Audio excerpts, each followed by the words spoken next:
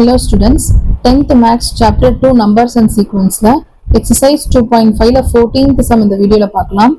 Priya earned 15,000 rupees in the first month. Thereafter her salary increased by 1,500 per year. Her expenses are 13,000 during the first month. என்ன ஆகுது அப்படின்னா first join பண்ணப்போ அவருக்கு 15,000 வந்து salary கொடுத்துருக்காங்க. salary வந்து ஒவ்வொரு வருஷத்துக்கும் 1,500 வந்து இன்க்ரீஸ் ஆயிருக்கு. 1,500 அதுக்கு இன்க்ரீஸ் ஆயிருக்கு salary. அதே மாதிரிக்கு அவ எக்ஸ்பென்ஸ் எப்படி இருக்கு அப்படின்னா 13,000 வந்து ஃபர்ஸ்ட் மந்த்துக்கு இருக்கு. அந்த எக்ஸ்பென்ஸ் எவ்வளவு இன்க்ரீஸ் ஆயிருக்கு வருஷத்துக்கு அப்படின்னா 900 வந்து இன்க்ரீஸ் ஆயிட்டே போயிருக்கு. இப்போ நீ போயிட்டே இருக்கும்போது எத்தனாவது இயர்ல அவ வந்து 20,000 சேவ் பண்ணிருப்பா அப்படின்னு கேட்டிருக்காங்க. How long will it take for her to save ₹20,000 per month? ஒரு மாசத்துக்கு 20,000 அவ சேவ் பண்ணணும். அப்ப எத்தனாவது வருஷத்துல அப்படி சேவ் பண்ண முடியும் அப்படின்னு கேட்டிருக்காங்க. இப்போ ஃபர்ஸ்ட் இயர்ல அவளுக்கு என்ன ஜாயின் பண்ணப்ப என்ன இருக்கு, 15,000 வந்து salary இருக்கு. So salary is equal to 15,000. Expense என்ன கொடுத்துருக்காங்க ஃபர்ஸ்ட் இயருக்கு 13,000. ஸோ எக்ஸ்பென்ஸ் வந்து 13,000. இவ்வளோ salary இவ்வளோ வந்து செலவாயிருச்சு. எக்ஸ்பென்ஸ்னா என்னது, செலவாகிறது. இவ்வளோ போயிடுச்சு அப்படின்னு ரெண்டையும் மைனஸ் பண்ணா நம்மளுக்கு சேவிங் எவ்வளோ ஒரு மாசத்துக்கு அப்படின்னு தெரிஞ்சிடும்.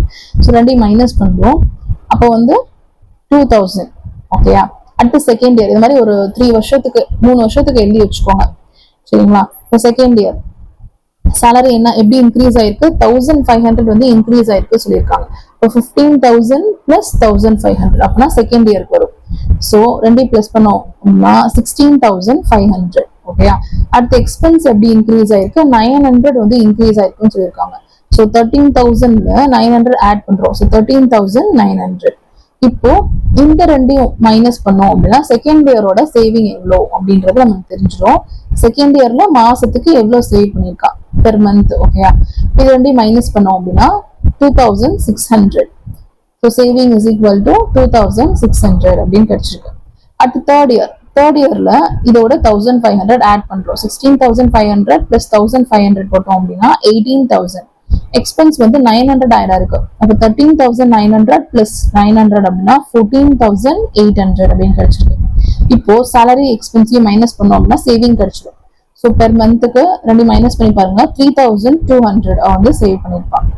அடுத்து இப்போ nth டேர்ம் என் வந்து என்னது நம்மளுக்கு கண்டுபிடிக்கணும், எத்தனாவது வருஷம் அப்படின்றத நம்ம கண்டுபிடிக்கணும். ஸோ nth டேர்ம் வந்து salary நம்மளுக்கு தெரியாது, எக்ஸ்பென்ஸும் தெரியாது, சேவிங்ஸ் மட்டும் கொடுத்துருக்காங்க 20,000 அப்படின்னு நம்மளுக்கு கொடுத்துருக்காங்க. Savings is equal to 20,000. Per மந்த்துக்கு வந்து 20,000 வந்து சேவ் பண்ணிருக்கோம் nth டேர்ம் அப்ப. ஸோ அந்த சேவிங்ஸ் நம்ம வந்து ஏபி ஃபார்ம்ல தான் இருக்கும். So the savings are in AP. So 2,000, 2,600, 3,200 etcetera 20,000 வரை அந்த சேவிங்ஸ் போகுது. ஸோ வந்து எக்ஸெட்ரா 20,000 அப்படின்னு போட்டுருவோம். இந்த எல்லா வருஷத்தோட சேவிங்ஸ் மட்டும் எடுத்துக்கிறோம், காமா போட்டு எழுதிக்கிறோம். இப்போ இதுல ஏவோட வேல்யூ என்னது 2,000. So A is equal to 2,000. டியோட வேல்யூ எப்படி கண்டுபிடிக்கலாம், T2 minus T1. So 2,600 minus 2,000 போட்டோம் அப்படின்னா D இஸ் ஈக்குவல் டு 600 அப்படின்னு வேல்யூ கிடைச்சிருக்கு. இப்போ டிஎன் தான் நம்ம கண்டுபிடிக்கணும். டிஎனோட வேல்யூ என்ன கொடுத்துருக்காங்க, என்னோட வேல்யூ நம்ம கண்டுபிடிக்கணும். ஸோ டிஎனுக்கு வேல்யூ கொடுத்துருக்காங்க 20,000 சொல்லிட்டு. So tn is equal to 20,000. இந்த n தான் நம்ம கண்டுபிடிக்க போறோம். So n is equal to question mark. Tn formula என்னது, a plus n minus 1 into d. அதுல டிஎனுக்கு பதிலா அந்த 20,000 சப்ஸ்டியூட் பண்ணிடுவோம், which is equal to a என்ன கண்டுபிடிச்சிருக்கோம் 2,000. ஸோ 2,000 பிளஸ் n தெரியாது. So n minus 1 into d. D என்ன கண்டுபிடிச்சிருக்கோம் அப்படின்னா 600. ஸோ 600 அப்படின்னு எழுதியிருக்கோம். அப்போ 20,000 is equal to 600 உள்ள மல்டிபிள் பண்றோம். So 2,000 plus 600 n minus 600. ஓகேயா, இப்போ 2,000 மைனஸ் 600 அப்படின்னா 1,400. So 20,000 which is equal to 600 n plus 1,400.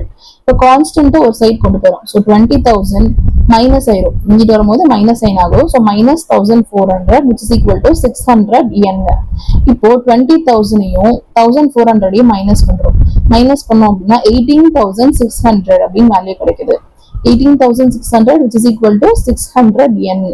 அப்போ n மட்டும் வச்சுட்டு மல்டிப்ளிகேஷன் இருக்கு, அதாவது டிவிஷன்ல வந்துடும். So n is equal to 18,600 divided by 600 அப்படின்னு வருது. இப்போ 0 நம்ம கேன்சல் பண்ணிக்கலாம். இப்போ வந்து 6 டேபிள்ல இது வந்து 31th டைம் வருது. மல்டிபிள் பண்ணி பாருங்க, 186 வந்துருச்சு. So n is equal to 31 அப்படின்னு வேல்யூ கிடைச்சிருக்கு.